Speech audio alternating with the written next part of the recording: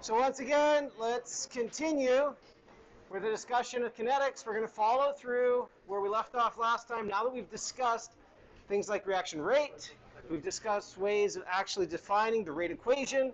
We can measure it experimentally.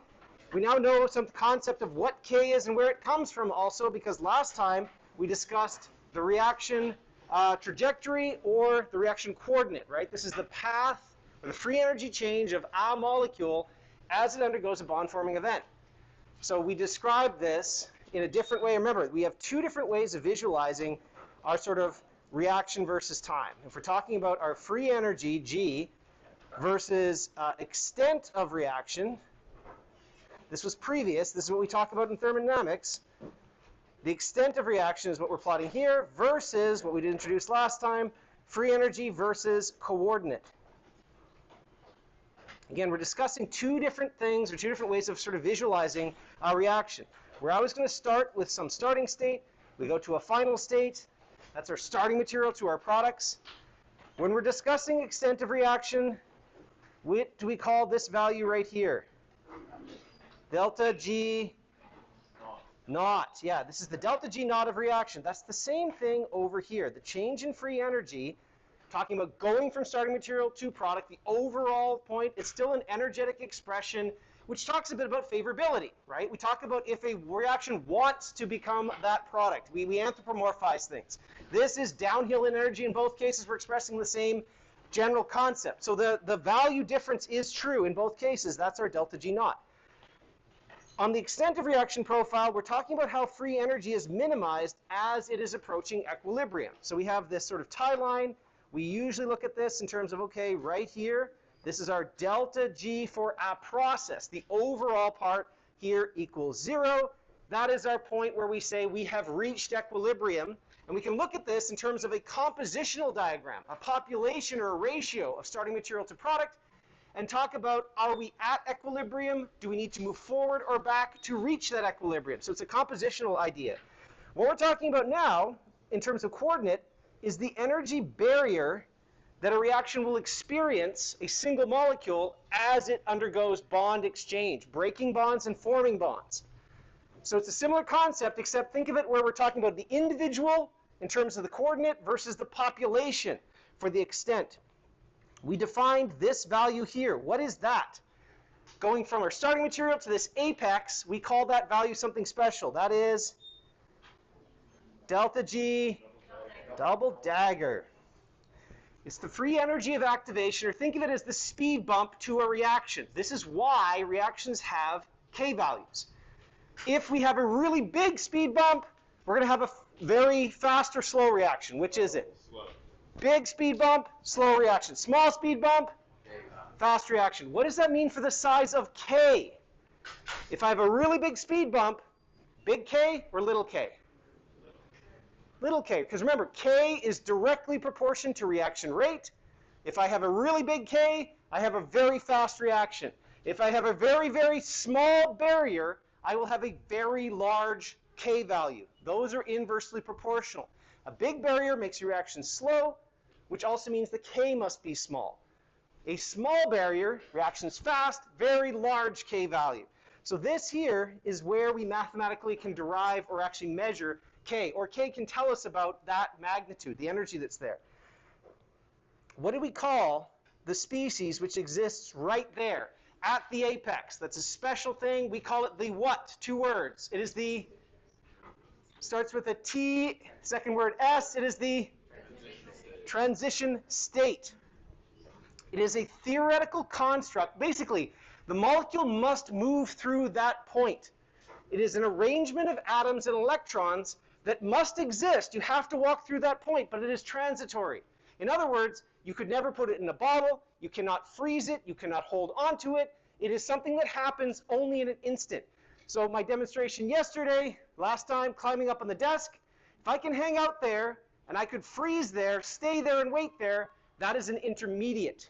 It is something that has lifetime and I could pause there. Even if it's high in energy, it can pause. If I jump off the desk as I'm moving through flight, unless anybody snaps a picture with your cell phone, that's transitory. It does not exist beyond the moment that it happened. It is not something I can freeze time and stop midair unless it's a Ferris Bueller's Day Off kind of a thing or whatever. But transition state is something you do move through but does not exist for a lifetime, right? It's something here. This is our transition state. And what its structure is defining where that barrier is. Certain transition states are very high in energy. They have very high barriers. It takes a lot of energy to reach them. But that's how we define or describe this sort of system. So we left off last time talking about bringing these two pieces together, the concepts now of our path, our transition state, these rate concepts, and bringing them back to elementary steps. Knowing something about the rate equation starts to teach us about these individual things. And if you remember last time, what was the answer here? If a reaction, A plus B to C, obeys the rate law, rate equals K, that's our rate law, which is true. So everybody, it was E, that's right. What is the order of this reaction or process? This is, yeah, it is a zero order process because there are no concentrations in our rate equation. Rate equals K. That is the observed rate behavior of this system. Now let's take apart each of these. If I said the half-life will increase with time, what order or what process obeys that statement? Remember back to half-lives. Yeah. Yeah. First order, does first order change with time? First order half-lives are, yeah, they're constant. So that's, if we said half-life was constant, we're saying it's a first order process. That's the sort of decode there. Half-life will increase with time. That is a statement which is true for second order processes. The reaction is bimolecular and elementary. How would that be true? If you look back at your rate equation, what must be true for that statement to be true? What should the rate equation be? What's that? A squared.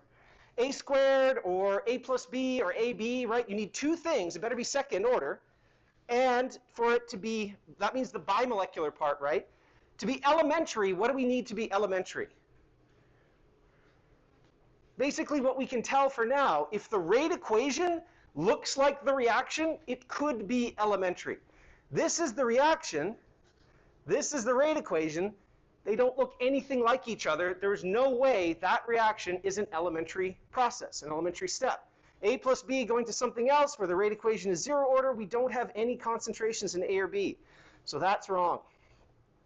A plot of ln A versus time is linear. What is that a statement of? What kind of process are we talking about for that? Ln A versus time, zero, first or second? First. Yeah, this is a first order process. A plot of ln A versus time, that comes from our integrated rate laws.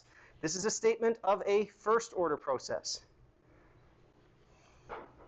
The reaction will be slower when the concentration of C is large. What's wrong with that statement? What is C in this process? Starting material or product or intermediate? It's a product. Real products of one-way reactions affect the rate. No, they shouldn't. They're made and that's done. We're done with fuel. Since C is not a fuel, this should have nothing to do with the reaction. There's no statement where the product right now, up until what we've talked about, product should not affect the rate. That one's out too. The reaction cannot be elementary. That is what we conclude from this. If you look at the rate law and you look at the reaction, they do not match up. That's what we're putting through. So, now that we're talking about multi-step reactions, we can use kinetics to derive what the mechanism might be. And from that, we can validate a mechanism. Basically, if I observe how a reaction behaves experimentally, I solve that the rate law is something using method of initial rates. I can then propose a mechanism and say, does this mechanism fit, yes or no? So we're doing an exploration on one side, saying this is how the reaction could occur. And then from that, I can say, if this is the mechanism, and I make a couple assumptions, what should the rate law be? I look against my experimental and I say, do these two match? This is a way of validating, saying, ah, yes, this proposed mechanism is supported by my evidence for how the reaction may occur. That's what we're going to walk through right now. So if you look at this, and if we just take this, again, this could get really complicated. Lots and lots and lots of individual steps. In general, if we have a simple two-step mechanism like this, and we're asked to solve the rate, The answer is it kind of depends, and it depends on what happens between these two steps. We know it's an elementary process if it passes through only one transition state, but you can chain together multiple elementary processes. So in the expression we just showed last time, if I start with the reactant, if I move through one barrier and I go to a hollow, a low energy position, that is my intermediate. I've done a step, I've gone through a barrier, I take a breath. I stay and I wait. Then I have to get ready and I do another step. Second step has another delta G naught value. And the delta G naught, in both cases, you can sort of decompose it and look at the first step as just this individual piece. So you can focus on this as just a process unto itself. It has a delta G naught, it has a delta G double dagger. So it has an activation barrier, but you can also talk about just this energy here. So you could, if possible, you can set up a reaction to only look at that one step. Now, depending on how much energy is in the system, what's involved, it may not wait there for very long. It may pass through this. If this reaction was run at the right temperature, that intermediate could fly through that first barrier, sit there and wait for a second, and then still continue on its journey, now with a second activation barrier, delta G double dagger, and a delta G naught here for that just second step. Normally what we would do is focus on just this value. This is still our delta G naught reaction, the overall energy difference between reactants and products. But we can use the individual steps as a way of decomposing and sort of saying, well, based on this, what do I expect to occur? As this diagram is laid out, which of the two steps do you think is faster or slower? Is the first step fast, or is the second step fast? Okay, first, why? That's it, smaller hill, first step is fast. What that means is kinetically, if we measure, put a clock on this, the second step is more important. It's going to be the one that's really driving the bus. Now, the first step may still play, depends on the magnitudes, but this is how the aggregation, the rate we observe, will now depend on what these values are. Which one's big, which one's small, how many steps and how many intermediates you have. That's the mechanism. So there's a predictable sort of mathematical form that will arise based on what this looks like. Just looking at the rate law on its own, we do not know. We can't say, that rate law means this is definitely the energetic surface. We've got to combine a little bit of experimental to pull these two things together. So we're going to consider two different variations. To keep it simple, it's these two extremes. The first case, a two-step process, where the first step is fast, second step is slow. The second case, first step is slow, second step is fast. And just those two. And there's experiments and examples of both of these ones. These are very common. A lot of the reactions fall into these kind of categories, right? These are the ones we can start off with. So, if you had this, though, where do you think the rate limiting step would be? Well, chat it out. Turn to your partner, turn to whoever's next to you. Which one is your slow step? Which one do you think is driving the bus in terms of the kinetics here? A, B, C, or D? Or E?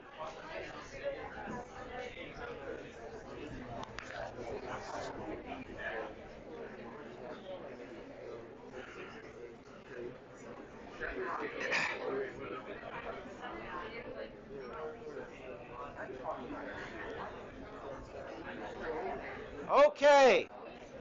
So for consensus,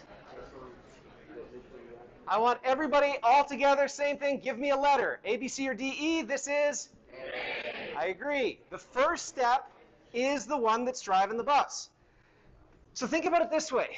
The first step is your barrier. The first step is the slow step. After that, what do we say about all these relative to A? They are what? Faster or slower? Faster. So this is, what do you think about the rate law of this? If A, the first step is driving the bus, and we knew everything about how A worked, does it matter after that in terms of what those rates are? Will that control or slow down the rate anymore? No, probably not. This is a traffic analogy. So who here drives to UBC campus? Okay. Have you ever tried to leave Marine Drive at like 5 o'clock? Yeah. And okay, I'm a broke prof. I drive a very, very old Honda Civic, but I see some people leaving campus and they have the most beautiful Ferrari F-150. Do you think, that's wrong, sorry, McLaren F-150. Do you think it matters how fast that car is when they're trying to leave Marine Drive at 5 o'clock? So it doesn't matter after this step, this is your horsepower. This is how fast the reaction could be. It doesn't matter how fast it is later if your barrier is now. The thing that's going to control how fast you get off campus will determine how fast the rest of your ride will be.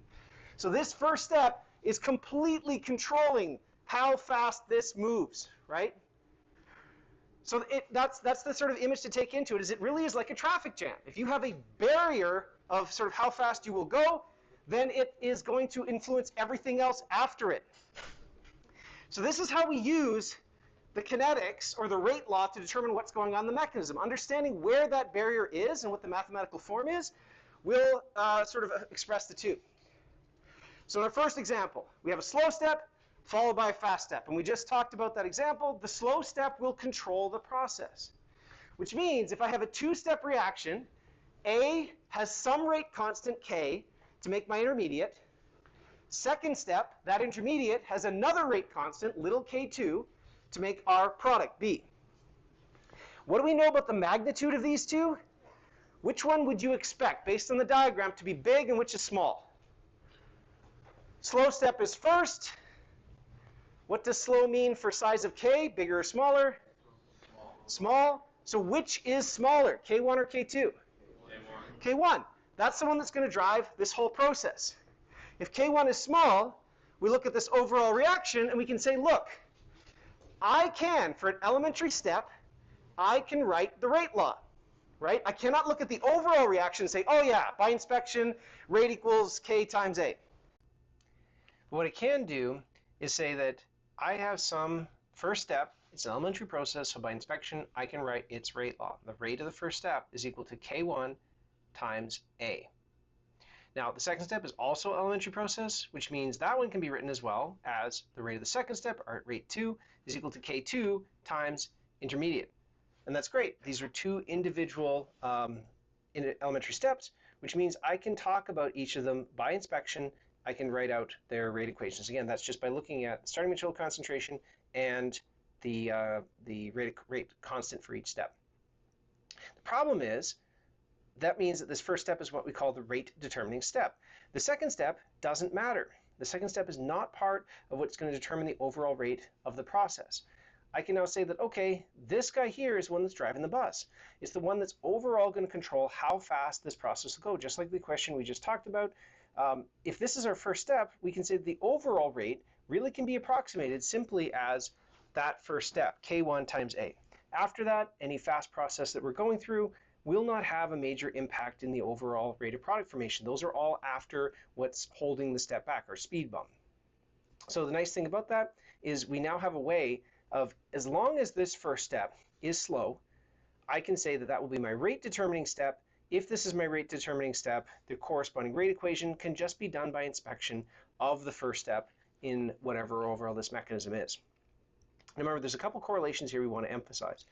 If the rate of the first step is slow, there's a couple of ways of talking about that. Remember, slow first step, we say that either the value of K, so the magnitude of this rate constant, must be very small, right? A small rate constant is synonymous or means the same thing as having a slow rate.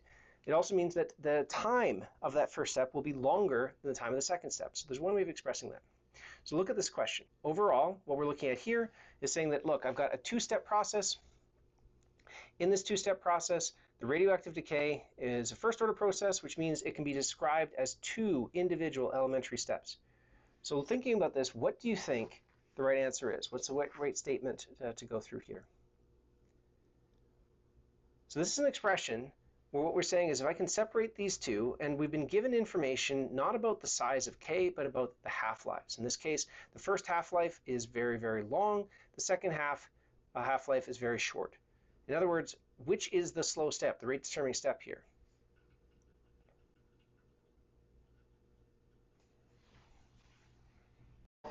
So everybody all together? Does that make sense? A is your one. Why does that happen? If you look at your first step, the mechanism says in this first decay, the half-life is a lot of years. Second step, couple of days. Which is the slow step, first or second? First. And again, if we're saying that, if the first step is slow, long time means what in terms of rate? Lots of time, big rate or little rate? Little rate, right? A little rate like that, yeah, a little rate like that means that the K value must also be small. So K and rate are directly proportional. How much time you take and the barrier are proportional. Very big barrier, little rate. Very big barrier, long time, right? So those are the two sides to sort of look at how this, this disposition goes. So that's the first one. That's the easy one. If the first step is slow, you can look at the first step by inspection. You can derive the rate equation based on that first step, and that's it. The entire rate equation is just saying mechanism the first. Now the second one is where things get a little bit more complex. If the second step is slow, what happens here is you've got sort of a shot on goal, but it does not go to completion, does not go to product. Shot, product, no, back and forth, back and forth. This first step is what we call a fast pre-equilibrium. The first step is not rate determining, you need it, the reaction will not go to product without it, but it's the second step that matters.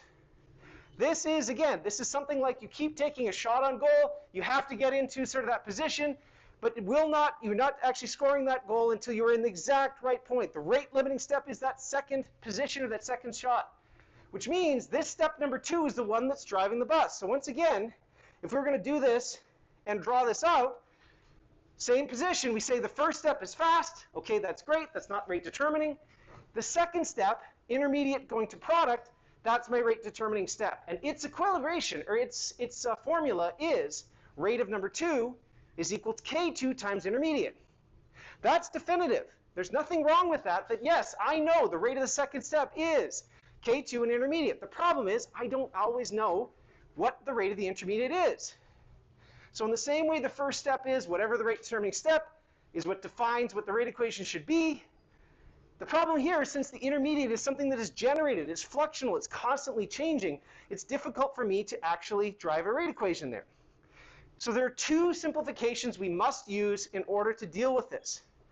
The first is we say, okay, look, I don't know, I have no expression for the concentration that's intermediate. But I do know something about what it should be based on the laws of the actual sort of system.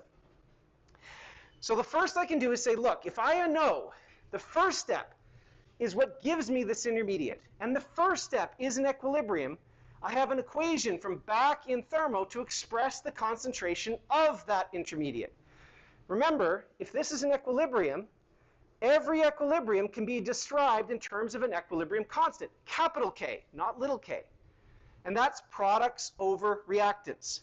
So if I know that this first step is a fast equilibrium, I can say, well, look, any equilibrium can be expressed in terms of a capital K value, its equilibrium constant, and products over starting materials. Right? That's a thermodynamic statement. The thing we're assuming if we make this statement is we say the reaction, the first step, exists in equilibrium the entire time as the reaction is happening. I'm just going to assume that it is always in equilibrium, which means that first concentration obeys this capital K rate constant. We're assuming that first step always maintains this equilibrium position. And that means I now have an expression to get me to my intermediate concentration. This value, how much my intermediate concentration is, can now be solved just by rearranging my equilibrium equation. It's capital K times starting material, right? And this is good. I now have a constant, capital K, and I have my starting material. This is now something I can use to sub into my real rate equation. Since the real rate equation bases on that second step, it's K2 times intermediate. However, since I don't know, this is an unknown, I make an equation or term to express that, and I sub that value into my concentration intermediate. This looks like, if you remember back, when we did pseudo first order equations, this is kind of what we're doing. I have a rate equation which has an unknown. concentration intermediate. I define something that I do know, my concentration A and my equilibrium constant. What that means now is that these two, since these are both constants, I now get what's called a K observed, a little k observed. It's just the multiplication between K2, the second rate constant, and capital K, the observed, or the equilibrium constant of that first step. Since they're just constants, we multiply them together and we get this K obs term. This is now what the actual rate will look like. It's not exactly the same as the first step because we're taking K2, that rate constant of the second step, and this equilibrium constant, capital K. By multiplying those magnitudes together, we're going to get a value. The rate will depend on that equilibrium constant. So think about that for a second. If I had, let's say, a weak acid, what do we know about the value of capital K, equilibrium constant for a weak acid? Big, small, bigger than 1, less than 1? Less than 1. If I need to use A minus, the product of that ionization, the reaction's not going to run unless we have A minus. So if I have a weak acid, I have to dissociate to make my A minus, and then A minus is used in another step.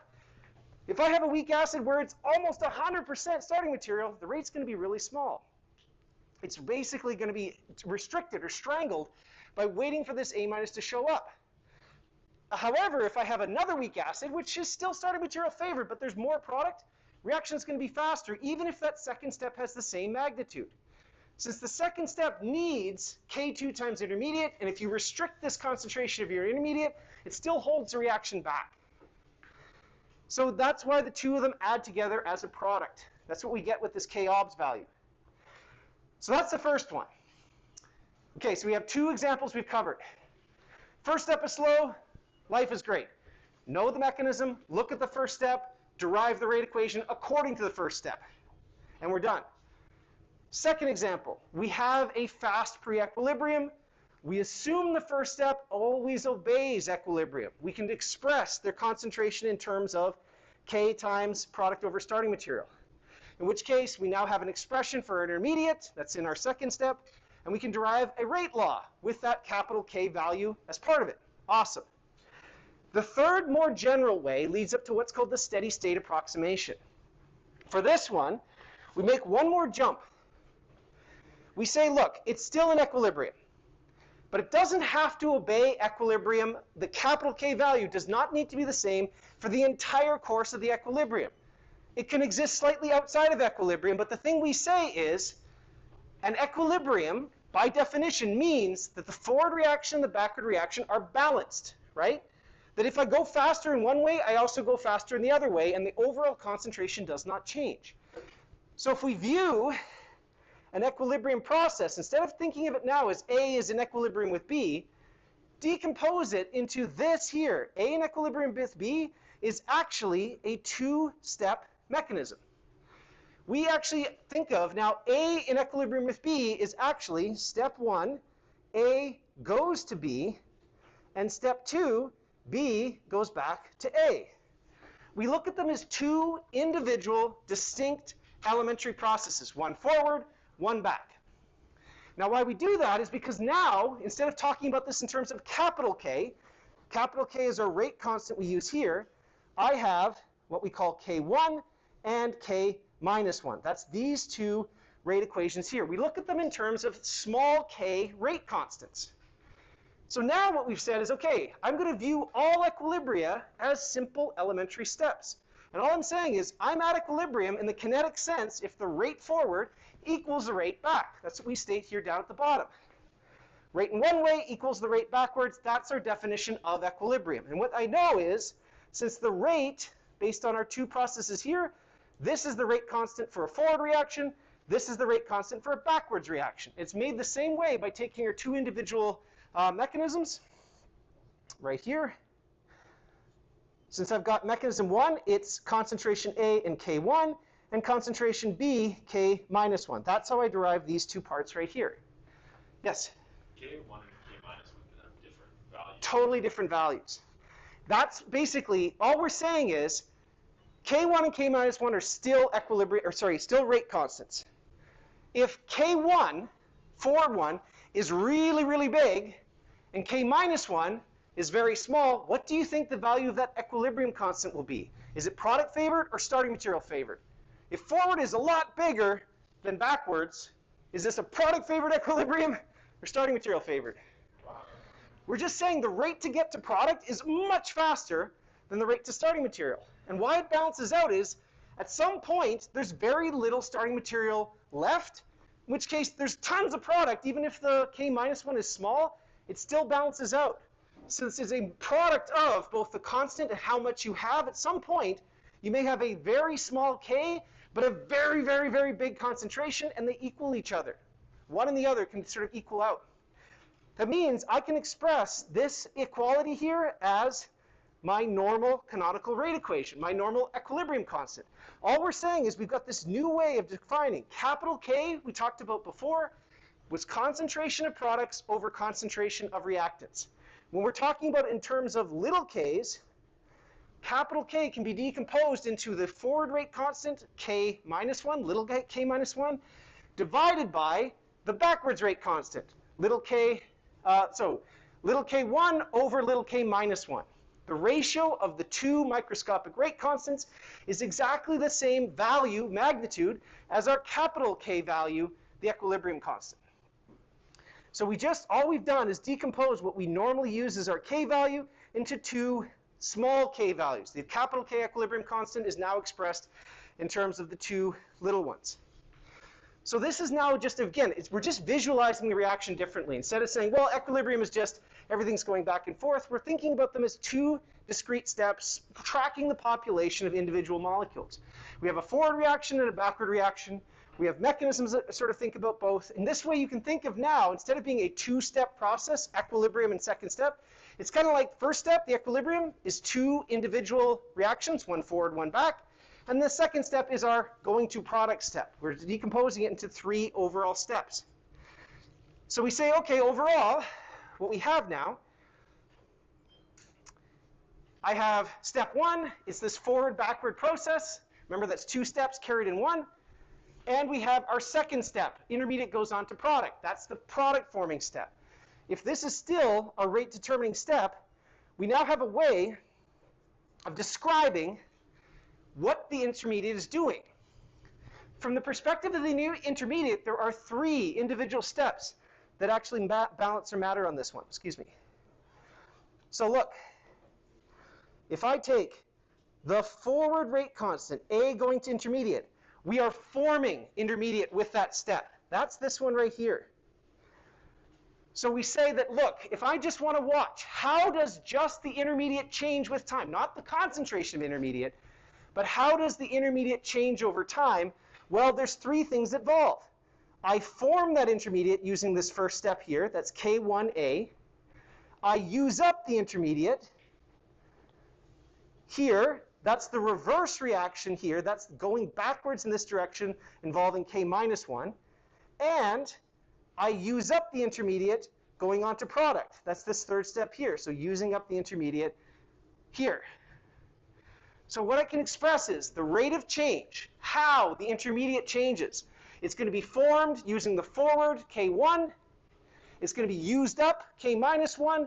And it's going to be used up going to product. So I have these three terms that now express just what the intermediate is doing. The reason why there's three is because it's in the center of all three of these reactions. It's generated, used up, and going on to product. So okay, that's great. We have a mathematical expression that talks about these three. This is where we make the next jump and say, I'm using what's called the steady state approximation. The steady state approximation just says, look, things are crazy, but I'm going to assume that this here is equal to 0. Not that the intermediate concentration is 0. That's not what we're saying. We're saying that whatever intermediate is there, its relative change or its concentration over time remains constant. The d intermediate, dt, the rate of change of intermediate, is not changing. So if we have these two, the formation in our step one, we have the two consumptions in step two, we're saying that everything has to balance. That those rate constants must be such that the concentration of intermediate is held constant as this reaction runs. Now what that looks like in terms of the reaction profile is like this. A is going away, Product is coming in, but if you look at the intermediate over time, it's kind of staying level.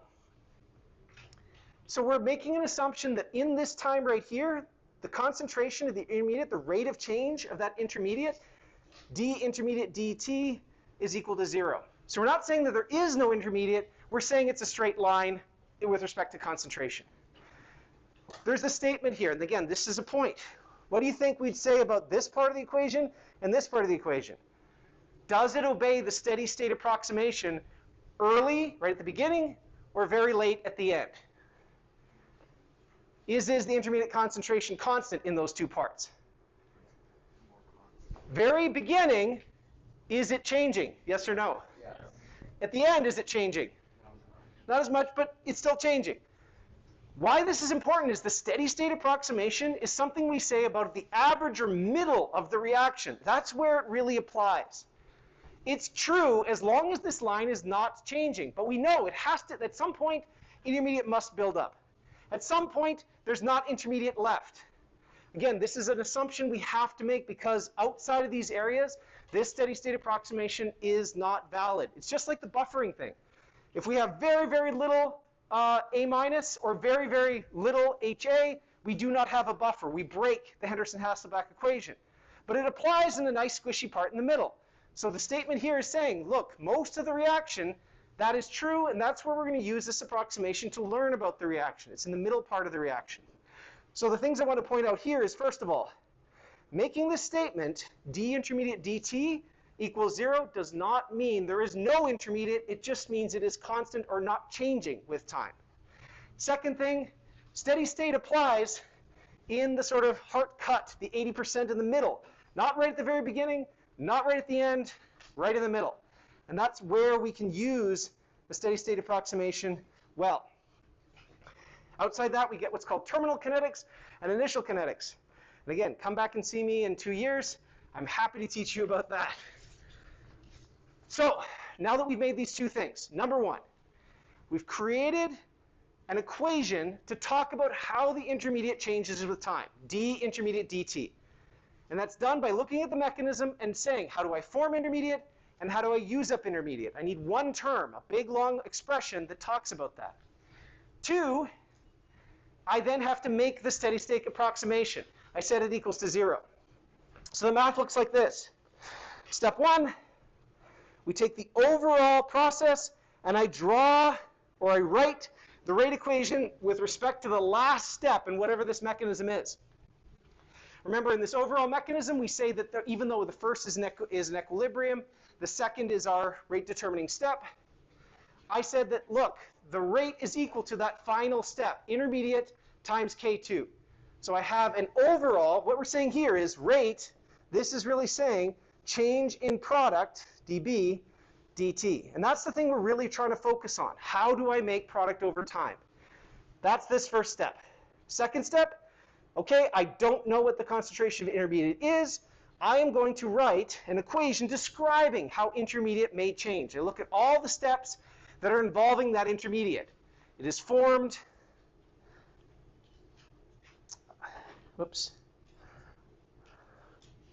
intermediate is formed here, K1A. It is used up, K minus 1 intermediate, and it is used up, intermediate K2. So we have three, let me actually match those colors. Boop. So formed, K1A is here. Used up, going backwards, intermediate in K minus 1, that's this one here. And forming product, minus K2 intermediate. And again, you can tie them off. The sign of it means it is being used up or it's being formed. And which one or which step it's involved with comes down to what the K value is we're talking about. So K positive 1, that's the forward reaction. K minus 1, reverse reaction. K2, that's moving on to the product. And the concentrations for each are associated with whatever that mechanism is. Okay? That's step 2. We then say, look, all of this, the rate of change of this intermediate, the steady state approximation, says that that expression must equal to 0. As soon as we do that, I can now algebraically solve for the concentration of my intermediate. This is that expression from the last page, that the change in concentration over time is equal to 0. I rearrange this and solve this for my x, my unknown, my intermediate. And I get this expression here. It's now a fraction ratio of concentrations I do know and the rate constants I'm trying to solve for. What this one here looks like will completely depend on the mechanism. Since as we go back, these steps are common no matter how you apply the steady state approximation, but depending on how many intermediates you see or what is involved in these steps, the physical terms may change. We'll go through another example of that as we go through. But step 3, we've now got an expression that talks about our unknown. I have a value or an expression to talk about x. I take that x and I go back to my first step. This was the rate equation I started off with. Rate was simply equal to, remember, product over time is just this second step right here. Since I now can sub in my intermediate, that's this whole value here, all of this is just all of this. I drop in that equation. It's an ugly fraction. All I'm doing is multiplying my K2 by this. It shows up now as my numerator. This is now what we call the steady state rate equation for this mechanism. And it looks kind of weird. In this case, it's K1 times K2 times A over K minus 1 plus K2. This is what's called the 1 plus form of a rate equation. But you notice, what do you see here? Constant, constant, constant, constant, variable. Right? What this means is I can sort of think of this as rate is equal to weird constants, K obs, times the concentration of A. Where this K obs is really just, oops, oh, come on, don't fight me. K obs here is all of this stuff. It's all the K's as whatever fraction it looks like. I'm just factoring out the A from the numerator. And that kind of looks like that first example we talked about, right? When we said if the first step was slow, it's just K obs, or sorry, second step was slow, and we said that the equilibrium was constant. That was just kind of what we were dealing with. This is just a little more complex version of it, and this is also the mathematically more correct version. So we can apply this generally to any system. This is a new reaction, new overall reaction. 2 NOs plus Br makes 2 NOBr. We have a mechanism. 2 NO has a K1, a K minus 1 to make N2O2. What is that? Intermediate, product, starting material, catalyst? Intermediate, because in the second step, first of all, it's not in the overall reaction, and we use it up to make our products. Now we're going to apply the steady state approximation. We're going to work through this. Now why this matters is we use the same 4 steps, but if the mechanism is different, if we have different terms, notice the example we did before was just simply A to intermediate, intermediate to product. 3 simple things. Here we've got a bimolecular elementary step. We have a bimolecular elementary step. This is more complex. So the form will look very different. So that's what it ends up looking like. Step 1. We look at the last step of the reaction. We write a rate law. So going back, the last step is right here. It is N2O2 reacts with Br2 according to K2. I could say that second step is rate is equal to K2 times N2O2 times Br2. That's the true statement for how fast product will show up. The problem with this is an intermediate. I can't leave it like this because I have a concentration of an intermediate that I must express differently. This is where we have to invoke the steady state approximation. We use that first step to give us that equation. All right, step 2. Sorry. There we go. I write d intermediate dt. How is it formed? The first step is N2O2 reacts together according to a second order rate constant to make product K1, or sorry, to the intermediate, K1 times NO squared. It is used up according to 2 steps. The reverse reaction minus K1 And it only involves the N2O2, and it uses up, according to the product, minus K2 times N2O2 and bromine. We set all of that equal to 0. That is the expression of our steady state approximation. Then we take that term, rearrange it, solve for x. Remember here, this is our intermediate. That's the piece we're trying to get out here. So when I rewrite this, I'm arranging this algebraically so that I isolate the intermediate I don't know. I get a new fraction. The difference here compared to what we did before, it's still going to have the same kind of form of a bunch of rate constants over a bunch of rate constants. But notice this one, because we had different terms, there are these other concentration profiles in here. What happens is, you can think about it this way.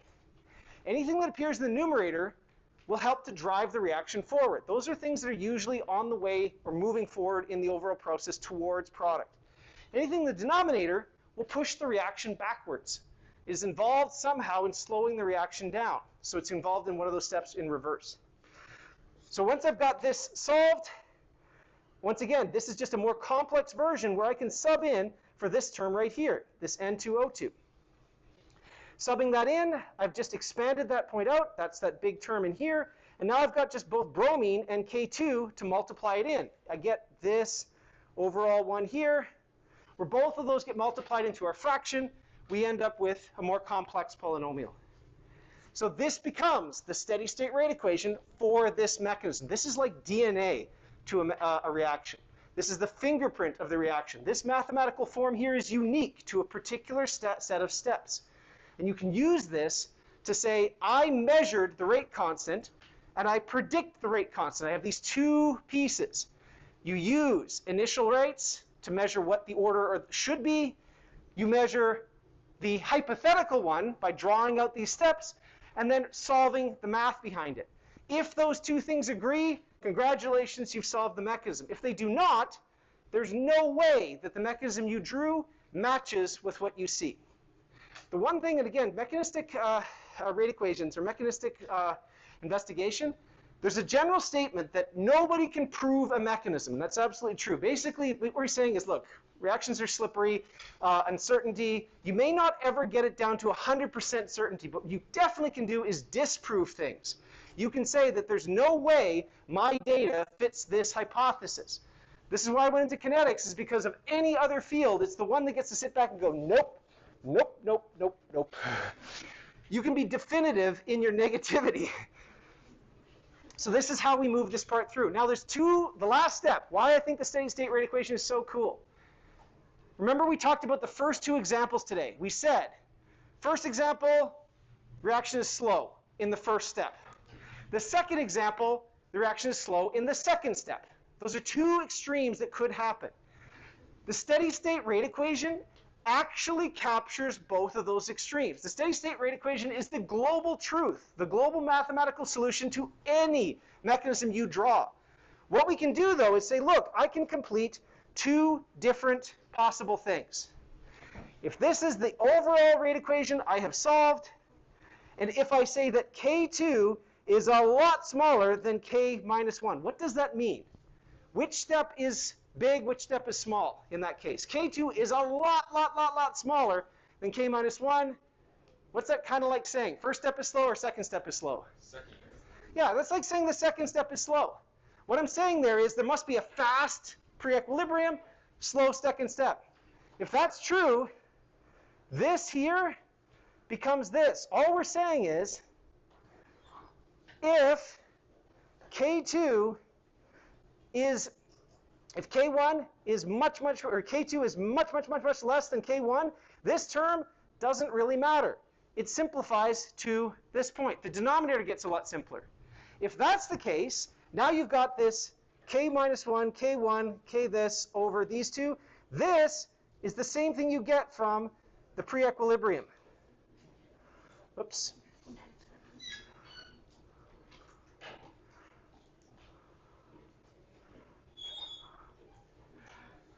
So even though at the very beginning we showed you two possible simplifications to work through, if the first step is slow, look at the first step, write the rate equation. If the second step is slow, assuming pre-equilibrium, you jump in this capital K value. Steady state covers both of those two. Steady state says the overall rate equation would be this, and we can go through and do approximations by saying if k is small, here's how that would simplify. Okay, that's where we're going to stop off for today. We will finish off the last parts of kinetics on Friday.